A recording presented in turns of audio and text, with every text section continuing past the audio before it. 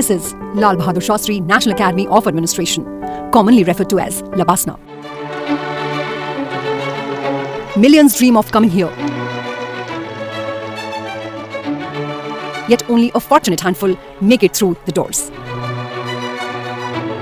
Leaders are created here, an officer and a gentleman who can devote their life for the country. Often referred to as the gateway to governance in India, this renowned institution stands as a premier training institution for civil services in India. Lbsnaa, in a way, is a microcosm of Indian society. People from all sort of regions, all languages, all tribes come to take training, so it has been very enriching. We get to do a wide variety of things, from sports to classes to interactions, something that's very, very different from the lives that we were living before coming to Lbsnaa. It is all about selfless, Sheelam Parambhushanam. So that is going to be the main aim and the main motto of my service. For me, Lbsnaa, just like any other UPSC aspirant, is a place where dreams come true, and also a place where an ordinary citizen becomes a citizen servant. Think of Lal Bahadur Shastri National Academy of Administration, that is Lbsnaa. One thing which comes to my mind is that it is a cradle of leadership. Instead of a moment, I like to capture the entire experience in terms of the discipline that we have been taught. Earlier, we had a schedule which we would like to follow, but ever since we came here, we follow a schedule which is very tight. The Academy's motto, Sheelam Parambhushanam, means character is the highest virtue. Established in 1959, the Academy is located amidst the picturesque hills of Mussoorie in Uttarakhand. Starting from its main campus established on the Shalwell estate, the Academy has undergone subsequent expansions. Presently spanning across 186 acres, it comprises 6 major complexes that accommodate its basic infrastructure. Surrounded by lush greenery and commanding panoramic views of the majestic Himalayan peaks, Lbsnaa gained global recognition and earned a reputation as a world-class institution. The country has about 3 crore plus civil servants if you take all the central government and all the state governments. Among them, I would say what if I can call the higher civil services, those who are recruited to the UPSC through the combined civil services examination. Every year about 1,000 are recruited, out of which about 600 odd they join the common foundation course. In fact, it's very important that all these foundation course, the officer trainees or the probationers of this common foundation course, when they come here, they come from different disciplines. They are allocated to different disciplines. So it's very important that all of them gel together because they are different branches of the government. And not only different branches of the government at the central level, but also they represent the center, they represent the states, the union territories. For over 5 decades, the Academy has been instrumental in training young officers to effectively manage the administration of the country. On April 15, 1958, the then Union Home Minister Pandit Govind Ballabh Pant announced in the Lok Sabha that the government would set up a National Academy of Administration where training would be given to all the recruits of the civil services. The Ministry of Home Affairs also decided to amalgamate the IAS Training School Delhi and the IAS Staff College Shimla to form a National Academy of Administration to be set up in Mussoorie's Shalwell estate. On the first day of September 1959, curtains were drawn on the training in Metcalfe House. Union Home Minister Pandit Govind Ballabh Pant was instrumental in effecting this shift to Mussoorie. In October 1972, the Academy was renamed as the Lal Bahadur Shastri Academy of Administration after India's second Prime Minister. In July 1973, the word National was added to its name. The Academy is headed by a director, an officer of the level of Secretary to the Government of India, and is an attached office of the Department of Personnel and Training, Government of India. In first instance, if I look at what it was in 1992, there was less infrastructure compared to today. But still, even though it was less, it was possibly the best at that time. I would say the same is there even today. Even though the infrastructure is improved and it is improved well, it's again the best. So that's the commonality that I see from that time to this time. But as far as the general ethos is concerned, it's more or less the same of what it was about 30 odd years back and what it is today. The kind of discipline and the kind of empathy, the kind of things that have been imbibed in us by our seniors and our teachers during that time, it's the same even today. So good afternoon everyone. Yes, all good? Yes, sir. So you can take Every aspirant preparing for the UPSC exam dreams of experiencing life at Lbsnaa. Clearing the UPSC IS exam is one of the greatest accomplishments in a UPSC aspirant's life, and becoming an officer is a great opportunity to serve the nation and make a positive impact on the society. Most officer trainees here are around 24 or 25 years old, a time when many are carefree and enjoying life. So, what drives them to choose this path? Whatever the reason may be, one thing is certain. Each of them possesses a unique quality that brought them here after passing one of the toughest competitive exams in India and globally. But do they truly realize how much their lives will change here at Lbsnaa? Let's hear it from them. Since the day we have started, it is really a transforming journey from citizen to a public servant. We are taught many lessons by which our leadership skills and public service delivery is improved. Well, on a lighter note, the outside image is that Lbsnaa is a very rosy place where you have only fun and there is nothing else happening. But on a serious note, there is a lot of discipline involved here because as officer trainees, we are not just citizens but also citizen servants, and we are supposed to uphold the highest standards of behavior. While we were preparing for the civil service exam, we used to be the masters of our time. We can wake up at any time, but right now there's a strict routine at Lbsnaa. We are supposed to wake up at around 5:30 and reach the polo ground, which is a good difficult hike by 6:10. During the preparation also, sometimes we might feel very bored and sometimes we tend to do procrastination. But during the treks that are being conducted on the Saturdays at every weekend, we had a trek almost for 34 kilometers at a stretch. So I had a feeling in myself that I won't be able to complete that. But on that particular day, because of the team spirit and because of the buddy pairs that are being assigned to each and every person in the group, I was able to complete the trek beyond my pain and beyond my limitations. So that was a most important point which I feel as a transformative personally. Since we have come to Lbsnaa, our lives have really changed in terms of the routine we follow. We wake up at around 5:15 for the morning PT. We go to the polo ground, which is a good hike at 6:10. We have our exercises, PT, and a plethora of activities which include horse riding, wall climbing, unarmed combat, also yoga and swimming along with PT. As a person, I became more disciplined, and following the routine was daunting initially, but then it added up to my personality, changed my character, become more professional, so that these things I'll follow in my future course and try to become a good officer.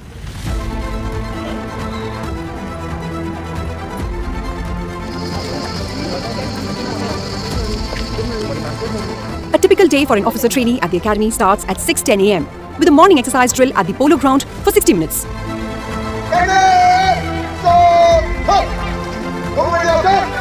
Front, hand change. Left to right, left. Right change. 7, 12, 13, 14, 15, 16, 17. Side to side down. One. Down. 30. Down. Make go way. Make go way. Make go way. Make go way. Make go way. Make go way. Make go way. Make go way.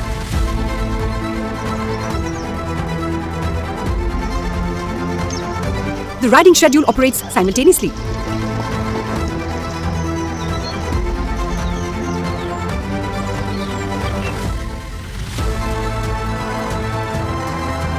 The officer trainees or OTs have about an hour to get ready, have breakfast and report for classroom sessions which commence at 9:10 a.m. There are 5 to 6 academic sessions of 55 minutes on all working days as per the predetermined session plan. Evening hours from 5 p.m. to 7:30 p.m. are usually reserved for tea and sports.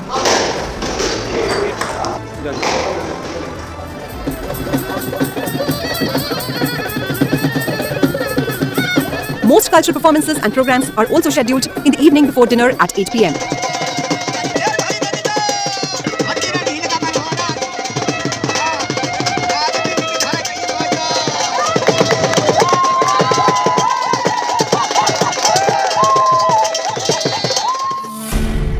The institute has an officers' mess that typically serves over 500 people. The OTs use the post-dinner time to interact with each other and also to review the day's learning and prepare for the sessions for the next day. Notified holidays and weekends are usually reserved for extracurricular activities such as community services, adventure sports, rock climbing, river rafting, short treks, etc.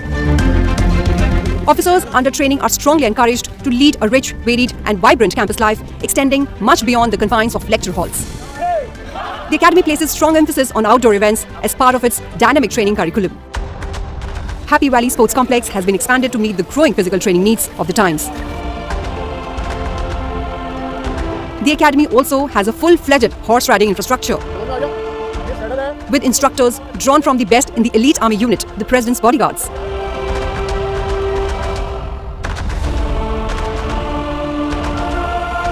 As part of the induction level training curriculum, officer trainees are sent on treks to the Greater Himalayas, where they learn to cope with conditions of adversity, bad weather, insufficient accommodation and limited access to food items.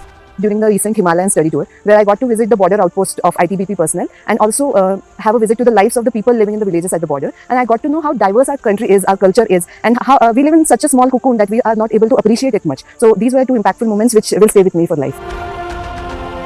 At the same time, the disadvantages are the challenges the people and the ITBP have to go through. And it impacted me the most because for the next 30 years, it had given me some idea in which direction I have to work so that the challenges can be addressed and the development can be enhanced. Officer trainees are also encouraged to take up extracurricular modules and cultivate in-depth interest in proficiency in any hobby of choice. To achieve this, they are encouraged to participate in the activities of various clubs and societies in order to express their creative potential. In our academy have lots of activities, right from the various sports we play. We also had a drama act also in society. We also have sports and cultural meet along with athletics meets. What people generally think about Lbsnaa is more of an institutional academy of excellence with respect to training civil servants, but what they also fail to understand is the fact that Lbsnaa is not just about academics, but about culturals, social activities, and about personality training and behavioral aspects as well. So I think Lbsnaa is all about holistic development of bringing probably a boy or a girl into being a man and a lady per se. A candidate is required to participate in the Lbsnaa training program after clearing the UPSC exam. In India, most officers of the premier civil services of the country are selected through competitive civil services examinations administered by the Union Public Service Commission. The UPSC selection process is a meticulous procedure designed to identify and select candidates with exceptional potential for administrative roles. Every year, over 10 lakh students take the preliminary exam, but only around 15,000 move on to the next stage, calling the mains exam. As soon as you get into the services, you have some kind of a fanfare or glory that is surrounding you, considering the context of Indian society. That once you clear a civil service, you think that you have arrived in life, and you try to wear your services on your sleeves. So as soon as they arrive at the academy, the basic idea of academy is that a civil servant should be anonymous. The civil servant should be able. The civil servant should be austere. They should be empathetic. They should be disciplined as the role model in society. The examination comprises 3 stages: Civil Services Preliminary Examination (CSP) and Civil Services Main Examination Written and Interview. UPSC conducts preliminary examination of the Civil Services Examination for recruitment to the Indian Administrative Service, Indian Foreign Service, Indian Police Service and other central services and posts in accordance with the rules published by the Government Department of Personnel and Training in the Gazette of India Extraordinary. Only those candidates who are declared by the Commission to have qualified in the preliminary examination in the year will be eligible to appear at the main examination of that year. The mains exam stage is descriptive in nature and it evaluates candidates' in-depth understanding, critical analysis and effective communication skills. The third stage, personal interview, is the final round of the UPSC selection process that evaluates the candidate's personality, communication skills and ability to perform their administrative duty of civil services in India. All successful candidates who clear UPSC exam are required to undergo induction training at Lbsnaa. See, when the officer trainees enter here, they come from different parts of the country with different culture and also different family backgrounds. So this is actually a place which evens all of them. In fact, among the officer trainees themselves, you'll find there's a lot of variation in their social background, in their educational background, in their family background, in every way. In fact, learning, that also brings in a lot of learning process. It's no doubt that when they enter here, because it's after a very big step that they have come here, so they have a certain degree of expectation and awe also. But then the curriculum here is of such nature that it grounds them all very quickly. In fact, discipline is one of the major things that we insist upon, and it starts off. In fact, it starts off in the morning. Morning starts off. They start off around 6 o'clock in the morning, and they have a physical exercise. They could go apart from the stretching exercises. They could play a game, or they can go for swimming. They can go for yoga. There are multiple ways by which they can go for some. They can even opt for horse riding. They could different kind of facilities are there. They divide among themselves. At the heart of Lbsnaa's mission is its training programs aimed at preparing civil servants with the knowledge, skills and attitudes needed to handle the challenges of governance in a diverse and dynamic country like India. The Academy offers various specialized courses for different levels of the civil services. Lbsnaa conducts a common foundation course for entrance to the All India Services, the National Foreign Service and Group A Services of the Union, followed by professional training for new recruits of the Indian Administrative Service and members of the Royal Bhutan Civil Service. This course aims to foster a shared understanding of government and build camaraderie among civil servants.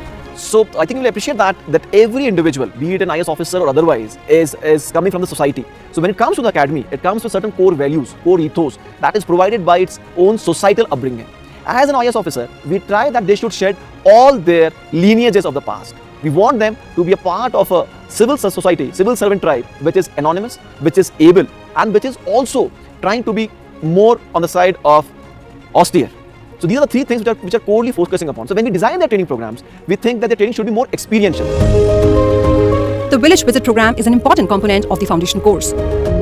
Officer trainees are taken to rural areas and exposed to the realities and complexities of rural life. The officers are expected to gain a first-hand understanding of various programs or schemes during the course of their stay in the villages. Teaching a language is an important component of the training at the academy, with the exception of those officer trainees who have to compulsorily learn Hindi. All others are required to opt for one of the languages that are on offer. When we listen to guest speakers, all of them have a lot of emphasis on the responsibility with which we need to deliver our future roles. So there is a semblance of the fact that we will be in positions to affect positive change and how we need to carry that responsibility. The lectures in the course are crafted in such a way that they suit the ground reality and not the theoretical basis. So whatever we have prepared for the exam is something totally different, because we would have imagined, or we would have visualized those things. For instance, we would have discussed about the border issues that we face with China, the ITBP force that are taking part and assisting in the military. The culture, customs, arts and crafts and cuisine of the diverse regions of the country are displayed through outdoor and indoor activities by the officer trainees during India Day. Interaction with Padmawadis to the views of global thought leaders as part of the Arambh program. Arambh aims at transforming induction training for OTs by creating a wider learning mission around a national goal. Eminent speakers, engaging lectures and state-of-the-art facilities further enrich the probationers' academic experience. I am reminded of the rich legacy of this esteemed institution, where countless civil servants have been nurtured and groomed like you all to serve our great nation, and all of them have contributed to the emergence of Bharat at this stage.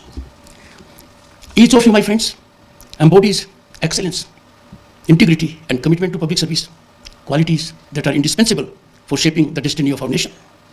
I see in all of you potential to define Bharat of your vision and conception. The Common Foundation course lasts 15 weeks from August to December. The Academy also offers in-service and mid-career training programs for IAS members, as well as induction training for officers promoted to the IAS from state civil services. Workshops and seminars on policy and governance are held regularly. In addition to that, we have some common mid-career training programs where we call to persons from all civil services, those who have put in more than 20 years of service. We conduct a joint civil military training program where we call people from the military side, from the paramilitary side, from the civil services. All of us, that's a 2-week program. These are the regular structured courses of the Academy which have been going on for several years. Recently, we have started what is called the in-service training program. We have taken up role-specific training programs for the officers. Though they are primarily intended keeping in mind the roles the IAS officers perform in various positions like that in the municipal bodies or from the Zilla Panchayats or in the DISCOMs or in the tribal areas or different fields, and practically covering all sectors. We are also alive to the fact that these roles are also performed by non-IAS officers. We are open to receiving non-IAS civil service officers and other officers also for such role-specific programs. The training program includes around 180 IAS candidates known as officer trainees who undergo a 2-year course consisting of 4 stages: the foundation course, phase 1, Bharat Darshan, academic modules and training, and district training, and phase 2. Once they are confirmed into the service, there are various trainings at intermittency of around 10 years, which is phase 3, and then 14 to 16 years, which is phase 4, and finally 26 to 28 years, which is phase 5. So this is the mid-career training program. Along with that, you also have role-based training programs wherein a particular officer holding a particular role, it might be tourism or it might be elections or it might be finance, so it is domain specific. These trainings are also taking place in the Academy, so that continuously inputs are given. During phase 1's Bharat Darshan training, IAS probationers are divided into groups and embark on a brief tour of India, lasting around 45 to 50 days. This immersive experience exposes them to the diverse cultural and historical landscape of the country. The next stage is 1-year district level training curriculum, where IAS members join a district government and become familiar with its policies, programs and administrative framework. This journey of transformation from citizen to citizen servant is something that we encourage them to deep dive into, reflect upon, and then chart their own journey. This is basically a part of overall reflective exercise, wherein they have to reflect back upon the various situations, various roles, and then come out with the possible solutions to them.